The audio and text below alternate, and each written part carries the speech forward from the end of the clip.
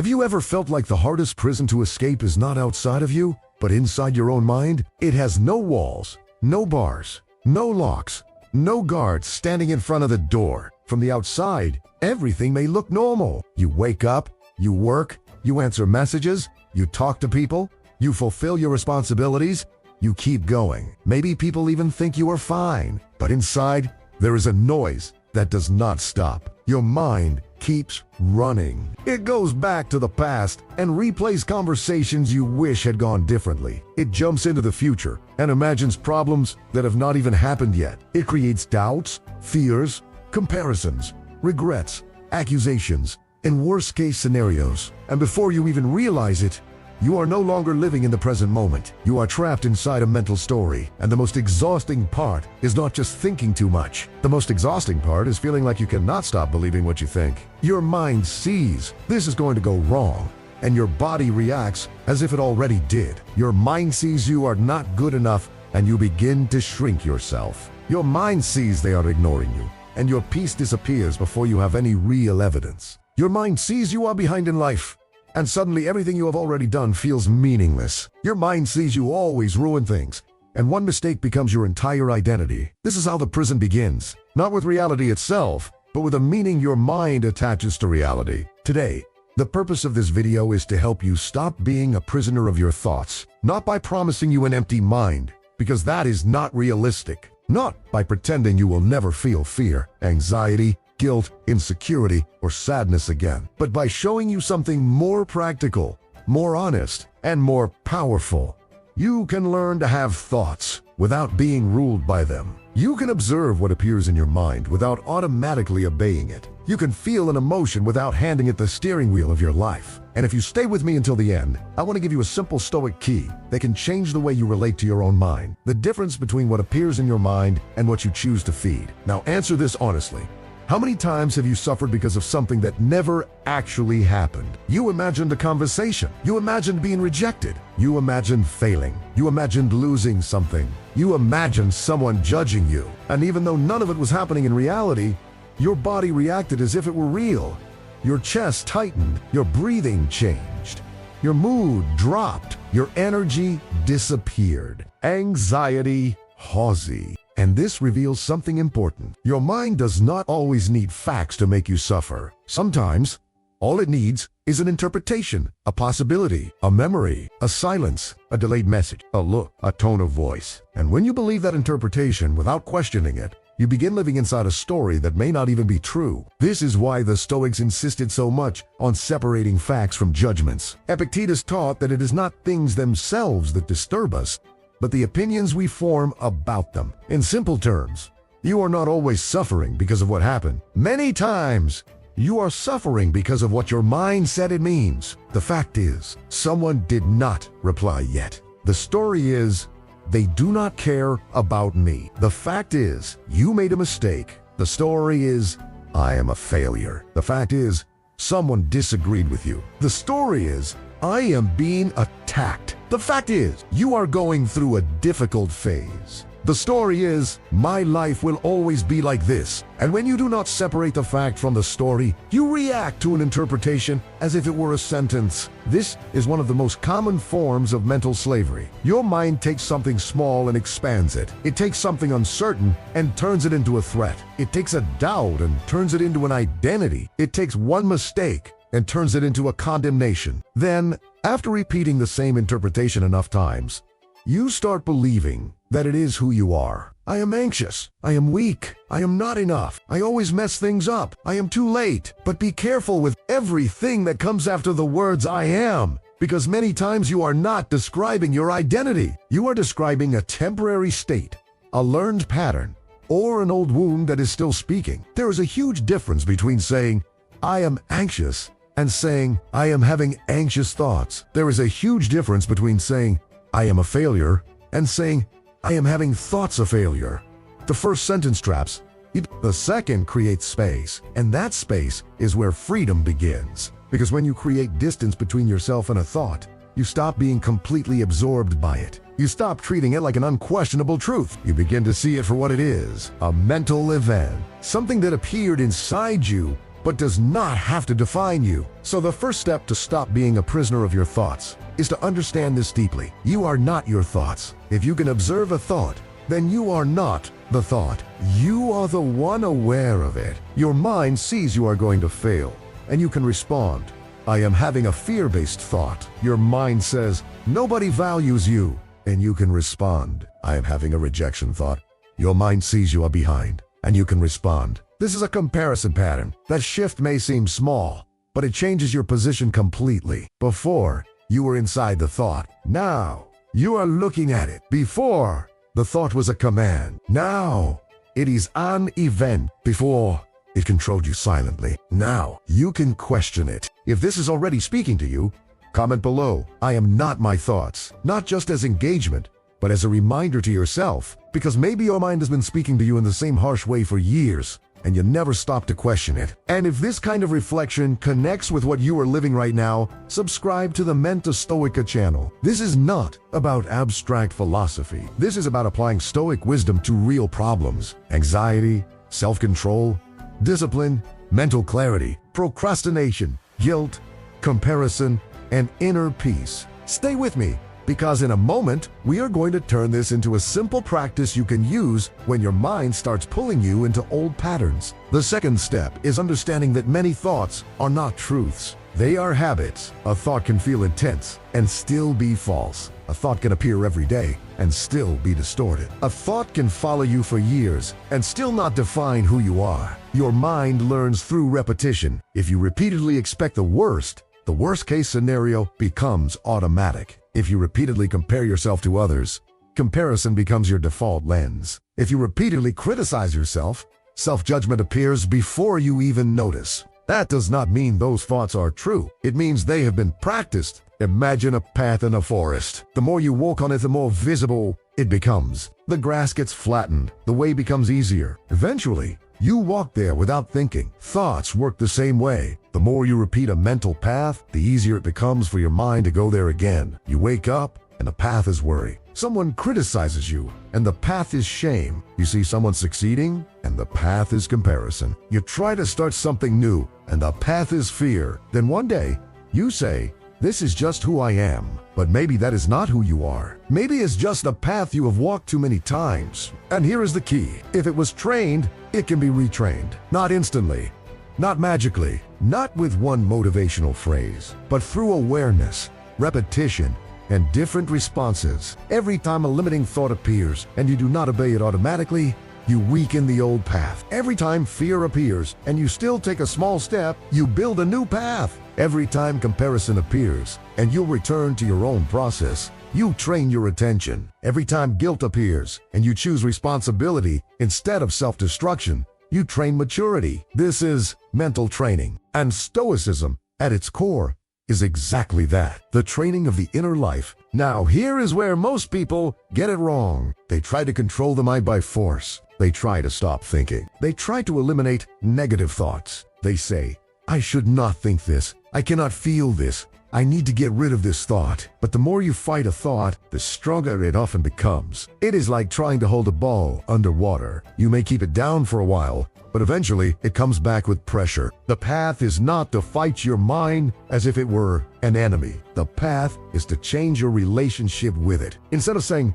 I should not be thinking this, say, this thought appeared, but I do not have to follow it. Instead of saying, I need to eliminate this emotion, say, I can feel this without acting from it. Instead of attacking yourself for overthinking, observe what your mind is trying to do. Many times, your mind is not trying to destroy you. It is trying to protect you, but with exaggerated, outdated, poorly calibrated tools. It anticipates danger to avoid pain. It imagines rejection to prepare for disappointment. It creates control because uncertainty feels uncomfortable. But if you do not train it, it creates suffering before life even does. The third step is separating fact from interpretation. This practice can change an entire day. When a thought traps you, ask yourself, is this a fact or is this an interpretation? Someone did not reply. Fact, no reply. Interpretation, they do not care. You made a mistake. Fact, a mistake happened. Interpretation, I am a failure. You feel tired. Fact, tiredness. Interpretation, my life is falling apart. Someone else Achieved something. Fact. They achieved something. Interpretation.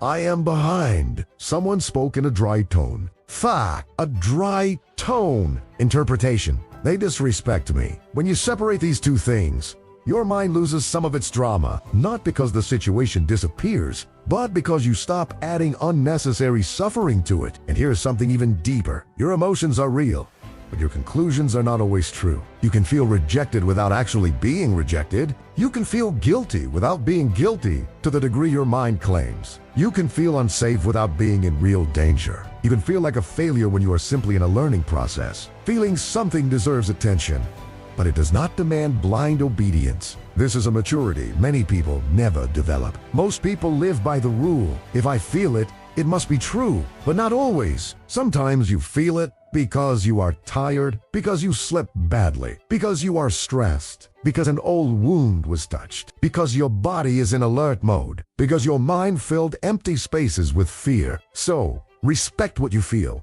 but do not worship your emotions as gods. Now, let us bring this into real life. You need to start something important. Maybe a project, a study routine, a health change, a conversation, a new habit, a decision you have been delaying. But before you even begin, your mind sees you are not ready. You will fail. Other people are better. It is too late. You will look ridiculous. You believe these thoughts automatically.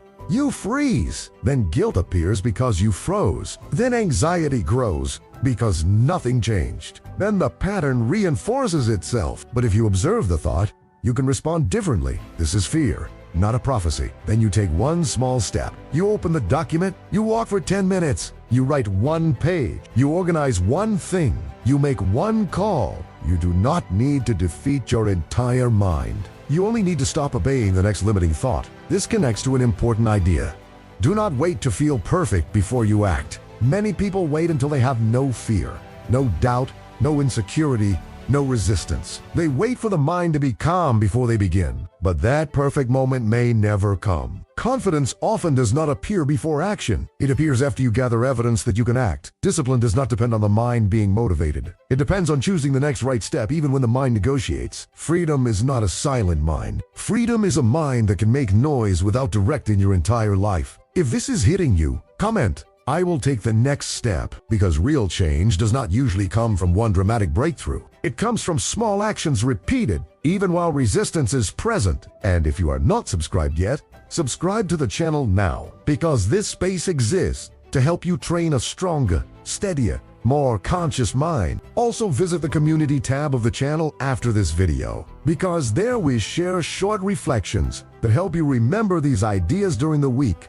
When real life starts testing the fourth step is to stop treating every thought like an emergency. The anxious mind loves urgency. It says, answer now, decide now, fix this now, control this now, understand this now. But not everything that screams inside you deserves an immediate response. Sometimes the mind creates urgency because it cannot tolerate uncertainty. It would rather have a painful conclusion than no conclusion at all. That is why it invents quick explanations. That is why it suspects. That is why it imagines rejection. That is why it anticipates failure. That is why it pushes you to send impulsive messages. Defend yourself when you do not need to, or make decisions just to relieve a feeling. But a trained person learns to distrust emotional urgency. A trained person can say, I do not need to act from this state. That phrase can save you from many regrets. Think about how many problems began because you answered too quickly. A message sent in anger, a sentence spoken from pride,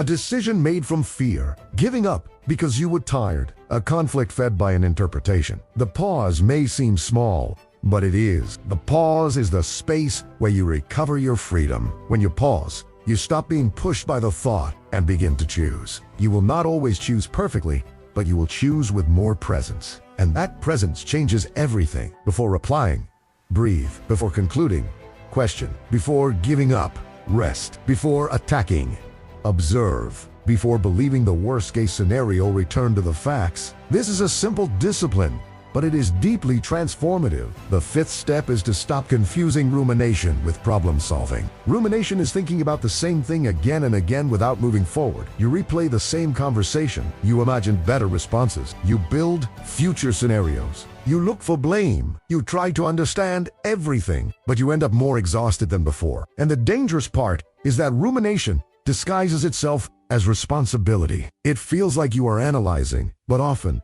you are just spinning. True reflection brings clarity. Rumination brings exhaustion. True reflection ends in an action, a decision, an acceptance, or a lesson. Rumination ends in more circles. So when you notice you are trapped, ask, am I solving this? Or am I just repeating it? If you are solving, write down the next step. If you are only repeating, interrupt the cycle. A practical way to do this is to write 3 lines. Fact, interpretation, action. Fact, what actually happened? Interpretation, what story is my mind creating? Action, what depends on me now? This structure may seem simple, but it organizes chaos. The trapped mind loves huge sentences.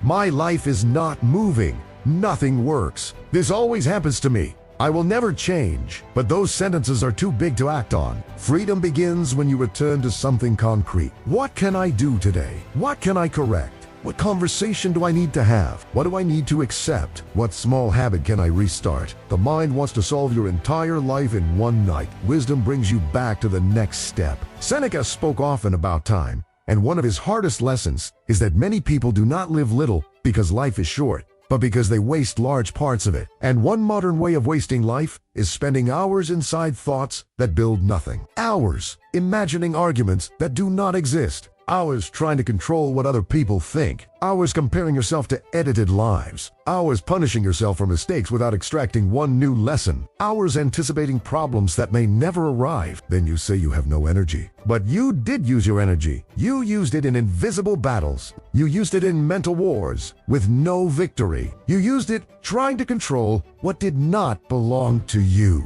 This brings us to one of the most practical pillars of Stoicism, distinguishing what depends on you from what does not. The imprisoned mind wants to control everything: the past, the future, opinions, outcomes, other people's reactions, timing, recognition, approval. But the more you try to control what is not under your control, the more anxious you become. The free mind asks, what depends on me here? My response depends on me. My attitude, my effort, my honesty, my discipline, my interpretation, my next step. It does not fully depend on me whether everyone approves of me, whether the result goes exactly as I want, whether someone understands me, whether the past changes, or whether the future is perfectly safe. When you place energy into what does not depend on you, you lose peace. When you place energy into what depends on you, you regain direction. This does not mean becoming indifferent. It means becoming wise with your energy. You can care about a result without giving all your peace to that result. You can want to be understood without controlling another person's mind. You can try to do something well without controlling every consequence. You can love someone without controlling their choices. Mental prison begins when you demand absolute control in a world that'll never give it to you. The Stoic does his part seriously and accepts that not everything belongs to him. That acceptance is not weakness. It is maturity. It is the decision to stop fighting the structure of life itself. The 6th step is to correct yourself without destroying yourself. Many people live trapped under a cruel inner voice. They make a mistake, and the mind says, you are useless. They fall behind, and the mind says, you never change. They rest, and the mind says, you are lazy. They fail once, and the mind says, you always ruin everything. And the person calls this discipline, but it is not discipline. True discipline corrects. Inner cruelty destroys. Correction says, this needs improvement. Cruelty says, you have no value.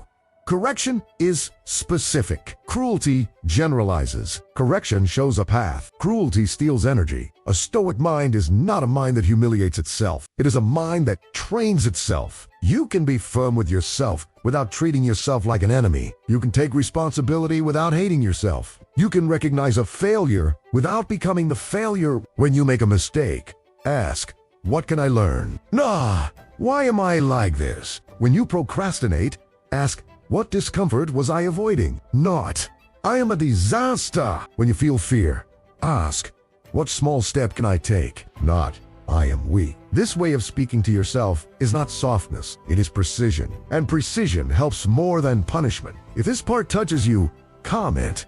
I can correct myself without destroying myself. That phrase may be important for someone who grew up believing they only change through pressure, guilt, or shame. Excessive guilt paralyzes. Shame shrinks. Clear responsibility moves. The seventh step is to distrust the thoughts that appear when you are exhausted. The tired mind the sleep-deprived mind the stressed mind sees threats everywhere. How many times have you thought something terrible at night, and the next day it seems smaller? That is why you should not make permanent decisions from temporary states. Do not define your worth after a bad day. Do not conclude that your life has no way out when your body simply needs rest. Do not send an important message at the peak of anger. Do not abandon something valuable in a moment of exhaustion. Sometimes a thought does not need a deep philosophical debate. It needs sleep, water, food, silence, a pause. It needs your nervous system to come down from alert mode. And speaking of silence,